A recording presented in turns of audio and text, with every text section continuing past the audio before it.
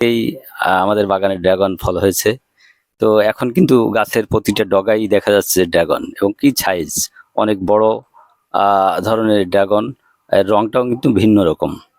বিশেষ করে আমাদের এই ড্রাগন গাছগুলো কিন্তু অনেক বাছাইকৃত চারা থেকে আমরা ড্রাগন করেছি।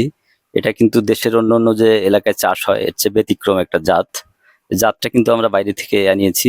তো দেখতেই পাচ্ছেন যে সাইজগুলো কিন্তু খুব আকর্ষণীয়। এই ড্রাগনটা এই দীর্ঘ ৬ মাস ধরে কিন্তু ফল পাওয়া যাবে। এখন থেকে আরো আমরা বাকি ৪ মাস গাছ থেকে ফল নিতে পারবো, তুলতে পারবো। তো এতে ড্রাগন চাষে কিন্তু বাড়তি তেমন একটা যত্ন লাগে না। ড্রাগন বাড়ির আঙিনায় যে কেউ চাষ করতে পারেন।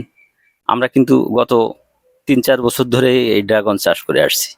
তো একবার গাছ লাগালেই কিন্তু ড্রাগন সেখান থেকে কিন্তু ফল পাওয়া যায়। তো এর মাঝে মধ্যে একটু সেচ দিতে হয়, বিশেষ করে গ্রীষ্ম মৌসুমে।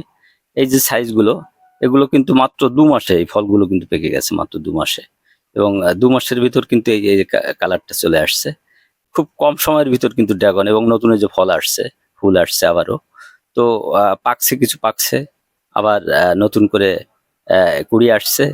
তো এই ড্রাগনটা কিন্তু দীর্ঘদিন ধরে কিন্তু এখান থেকে ফল পাওয়া যায়।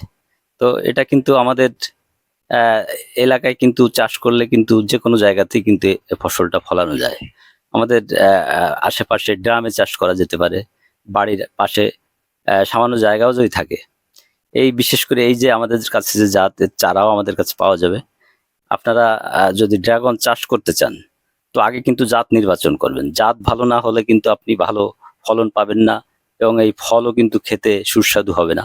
এটা কেটে দেখাচ্ছি।